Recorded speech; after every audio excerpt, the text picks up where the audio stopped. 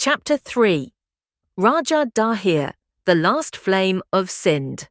The land before the storm, before the clash of empires, before the sands of Sindh were soaked in blood, and the temples silenced by conquest, there thrived a land of wisdom and complexity. Sindh, cradled by the great river Sindhu. It was a land older than the very scriptures many now recite. Once home to the Indus Valley civilization, its soul had endured millennia of wins, invasions, and reawakenings. Culture, a meeting ground of Hindu, Buddhist, Zoroastrian, and even early Christian traditions. Here, Sanskrit chants mingled with Prakrit poems. Merchants from distant lands brought not just silk and spices, but ideas and ideologies. The region was ruled by the Brahmin dynasty of Aror, founded by Chach, a brilliant minister who rose through intellect and strategy. After Chach's passing, his son Raja Dahir Sen ascended the throne. By the 7th century CE, Sindh was a land at the crossroads of Raja Dahir, born into a kingdom under constant pressure from powerful neighbours, would grow into a leader known not only for his intellect, but for his fierce resistance to one of history's most defining invasions. But his fate was sealed by forces larger than kingdoms, the tide of empire, the zeal of religion, and the ambitions of caliphs far beyond Sindh's borders. What unfolded was not just the fall of a king, but the end of an era. The rise of Dahir, son of Sindh Raja Dahir Sen, was born around 663 CE in the ancient capital of Aror, near modern-day Rori in Sindh. His father, Chach of Aror, had risen from humble Brahmin origins to become king, a feat of political brilliance. Chach had overthrown the declining Rai Dynasty and founded a new line of Brahmin kings, marked by centralized governance, strict justice, and religious tolerance. Dahir grew up amid scrolls, swords, and the scents of jasmine from the temple courtyards. His tutors taught him Sanskrit literature, dharma, statecraft, and martial skills. But his education was not merely ceremonial. He was groomed for a dangerous future, one where foreign incursions were already growing from the west. As a young prince, Dahir rode horses into the Thar dunes, debated with philosophers in Aror's courtyards, and watched his father manage a vast yet fragile kingdom. The borders were porous, especially in Makran and Balochistan, where bandits and Arab raiders tested the patience of rulers. But the greatest threat was ideological. The new Islamic Caliphate that had erupted from Arabia after the death of Prophet Muhammad, peace be upon him, expanding rapidly under the Rashidun and now Umayyad Caliphs. By the time Dahir ascended the throne in circa 679 CE, he was already a man seasoned by both war and politics. He inherited a kingdom surrounded by turmoil, rebellious governors in the west, political scheming within the court, and a rising caliphate to the northwest with its eyes on Sindh. Yet, Raja Dahir was not a man who bent easily: palace, politics, and people. The Aror Palace gleamed under the desert sun, a blend of Hindu artistry and Persian influence. Lotus motifs adorned its sandstone walls, while peacocks strolled through its gardens. Here, Raja Dahir ruled with a blend of rigid dharma and progressive policy. Though a devout Shaivite, he allowed Buddhists, Jains, and even foreign merchants to worship freely. His sister Suryadavi was his close advisor, known for her political acumen and fearlessness. Dahir also maintained a skilled council of ministers, scholars, and generals. He was deeply engaged in public affairs, holding regular Sabars assemblies, resolving disputes, and promoting agriculture and trade. Despite his fairness, Dahir's reign was not without criticism. The Brahmin dynasty was resented in some Buddhist quarters, especially in Sehwan and Multan, where older faiths still held sway. Meanwhile, Arab pirates frequently raided Sindhi ports, especially around Daybal, capturing ships and provoking unrest. In 711 CE, fate took a sharp turn. A ship carrying Muslim women and children, possibly captured by pirates while returning from Sri Lanka, was attacked off the coast of Dibal. The pirates brought the captives into Sindh. When Caliph al-Walid I heard of the incident, he demanded justice. Dahir, likely unable to control the pirates operating from loosely governed coastal zones, reportedly replied, "The seas are not mine to command." But the Caliph was not appeased. The time had come for a full-scale invasion. The sword of the Umayyad Empire would now descend on Sindh, wielded by a teenage general whose name would become legend, Muhammad bin Qasim. Enemies at the gate, the invasion of Sindh. The Caliphate chose a prodigy, Muhammad bin Qasim, just 17, to lead the campaign. He was brilliant, ruthless, and ideologically driven. Backed by a powerful army, camels, siege equipment, and logistical support from Iraq and Persia, he marched through Makran and Balochistan, securing loyalty through diplomacy, threats, or force. Sindh's western border forts fell quickly. The first real challenge was Dibal, the vital coastal port and gateway to the Sindhu heartland. Dahir, realizing the gravity of the threat, sent reinforcements under his generals. But the Arabs had superior technology, catapults, fire arrows, and psychological warfare. Dibal fell after a fierce siege. The city was burned. Its temple, said to house a great idol, was demolished. Hundreds were killed or enslaved. From there, the Arabs advanced swiftly, seizing Nerun, Sehwan, and Sisam. Dahir's realm was shrinking fast. He now realized that this was not a mere border raid. It was jihad, a holy war sanctioned by a growing empire, and it would not stop until Sindh was subdued. In 712 CE, Dahir decided to face the invader directly. He rode out from Aror at the head of a great army, elephants, infantry, cavalry, archers. The battle would be near Rawa, a riverbank battlefield that would soon witness history, war of faith, fire, and fate. The morning of the Battle of Rawa was shrouded in smoke and prayers. Raja Dahir, clad in saffron armour, mounted his elephant like a god of war. His soldiers sang bhajans and beat war drums. He knew this battle was not just about land, it was about identity, faith, and freedom. Muhammad bin Qasim, across the field, rallied his troops with cries of Allahu Akbar. His army had tactical discipline, archers positioned at flanks, infantry in tight formations, and catapults ready to tear into the enemy lines. The clash was thunderous. Sindhi war elephants charged, crushing Arab infantry, but the invaders used fire tactics to scare them back. Arrows darkened the sky, blood soaked the sands. As the battle raged on, Dahir's elephant was hit by a flaming projectile. The beast panicked. Dahir tried to calm it, but was struck by multiple arrows. He fell, not from fear, but from sheer wounds, and his body was quickly surrounded by enemy soldiers. His head was severed and sent to Damascus as proof of conquest. The battle was lost. The king was dead, but Sindh did not surrender easily, the last stand of a lion. Even after Dahir's death, resistance continued, led by his brave sister Suryadevi and his widow Rani Bai. Suryadevi, a warrior in her own right, held the fortress of Rawa for months.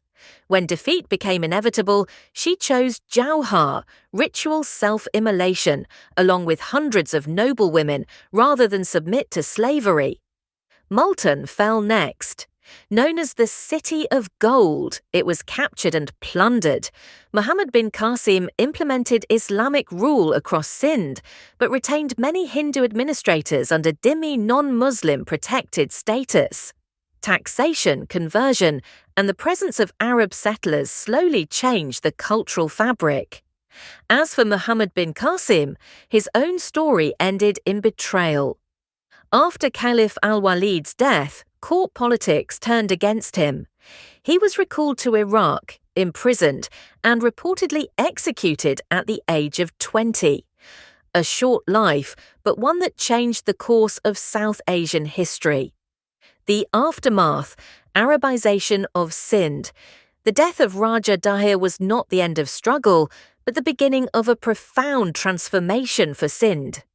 After the fall of Aror and Multan, Muhammad bin Qasim implemented Umayyad rule over Sindh and parts of southern Punjab, marking the first significant Muslim political foothold in the Indian subcontinent. Muhammad bin Qasim's policy was a mix of military dominance and pragmatic governance. Though he waged war in the name of religion, he knew that maintaining peace in a deeply diverse land required compromise. Many Hindu Brahmins and Buddhist officials were retained in administrative roles under the jizya tax system. Temples that did not resist were allowed to continue functioning, though under surveillance. He categorized non-Muslims as dhimmis, protected but subordinate citizens. This allowed Hindus and Buddhists to practice their religions, but they were subject to extra taxation and political exclusion. Intermarriage, religious conversion, and Arabic influence began to slowly reshape the region's elite culture. Sindhi scripts such as Brahmi and Sharada began to decline in court usage, replaced over time by Arabic and Persian. A new ruling class of Arab settlers emerged in towns like Debal, Mansoura, and Multan, often segregated from native populations. However, not all was peaceful. Local resistance continued for decades, especially in the countryside. Rebels formed guerrilla bands, targeting Arab supply lines and settlers. Many temples and towns rose in revolt, forcing the new rulers to launch repeated crackdowns. Despite the conquest, the full Islamization of Sindh would take centuries. Most common folk retained their religious identities, while urban elites began adapting to the new order, often out of compulsion rather than conviction.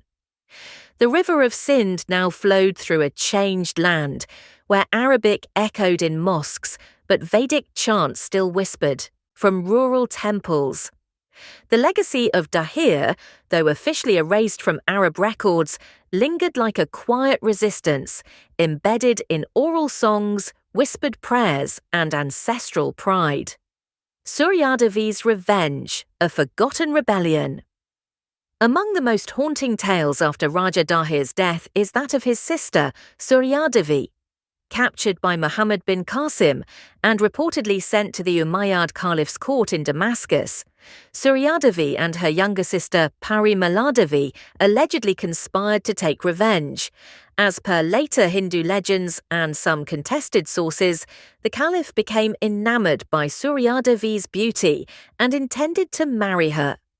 But she revealed that she had already been violated by Muhammad bin Qasim, a lie intended to provoke the Caliph's wrath.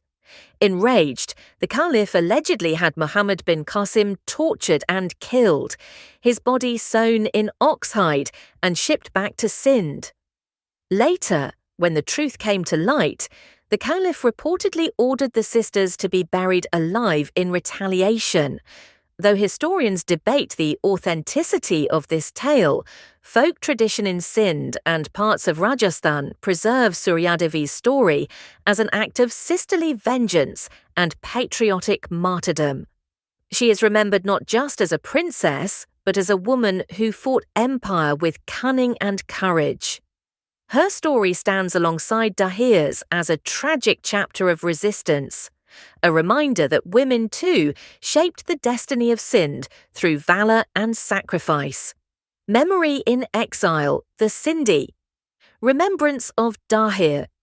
Over the centuries, as political empires rose and fell, Raja Dahir's story lived on, not in official chronicles, but in the hearts of the Sindhi people, especially among the Hindu Sindhi community, who often viewed him as a fallen hero, a dharmic king who stood against overwhelming odds. In the 20th century, when India and Pakistan were formed in 1947, most Hindu Sindhis migrated to India, becoming refugees overnight. For this diaspora, Dahir's legacy gained renewed emotional power. He became a symbol of cultural identity, lost homeland, and historic betrayal. In Sindh, now in Pakistan, Raja Dahir remains a controversial figure. Pakistani textbooks often portray him as a defeated tyrant who resisted the liberation brought by Islam. Yet, in local Sindhi literature and poetry, even among some Muslim Sindhi scholars, there is growing interest in revisiting his legacy with nuance. A small but passionate movement exists today in Sindh and in the diaspora calling for recognition of Raja Dahir as a national figure, not as a religious enemy, but as a protector of Sindh's ancient identity, a symbol of resistance against imperialism, whether Arab, Persian, or colonial. The historian's dilemma, truth, myth, and the man, was Raja Dahir, a noble king or a rigid Brahmin monarch out of touch with his times? Was he defeated by fate or by a larger historical momentum? The rise of Islam, the fall of fragmented Indian states, the lack of unity among neighbouring rulers?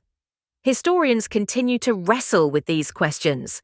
Some argue that Dahir's refusal to form alliances with other Indian rulers was a fatal error. Others say no alliance could have stopped the Arab tide that was sweeping across Asia.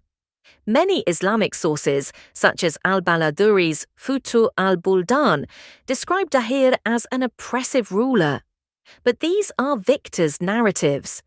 There is limited native record from Dahir's court, no surviving inscriptions, no preserved chronicles, making the reconstruction of his life dependent on counter-reading invader texts and oral folk memory. What remains uncontested is this: Raja Dahir fought to the last breath. He did not surrender. He died in battle, defending his people, his faith, and his land, and in doing so earned a place among history's tragic but defiant figures. The river remembers, a Sindhi. Reflection. The Sindhu River, which has seen kingdoms rise and fall, still flows through the land where Raja Dahir once ruled. Its waters carry not just silt, but stories, whispered by the wind across ruins, sung in folk songs beneath the stars. Every July, when the sun scorches the Sindh plains, some villagers still gather to recall the tale of the last Hindu king of Sindh. They chant, Dahir Nasir Ju Kayo Maut Pehinji Jo Moldino Par Dartina Vikyayin. Dahir never bowed his head. He paid the price with death, but never sold his motherland. To the Hindu Sindhi diaspora, Raja Dahir is not just a historical figure. He is ancestral pride, an emblem of lost homeland and unbroken spirit. To a new generation of Sindhi writers, historians, and activists, his story is being re-examined, not for religious polarization, but for cultural awakening. Legacy of the fallen king Raja Dahir is often seen in conflicting lights: a fallen defender, a stubborn ruler, a tragic hero. In Arab chronicles, he is the defeated idolater. In Sindhi and Hindu memory, he is the last lion of the land, the one who refused to bow, the king who died, defending his people, his culture, and his dharma. Even centuries later, his name lives on in folk songs, oral traditions, Sindhi poetry, and modern historical works that seek to reclaim forgotten voices. He remains a symbol of resistance, of pride in heritage, and of the painful moment when the ancient world of Sindh gave way to a new age.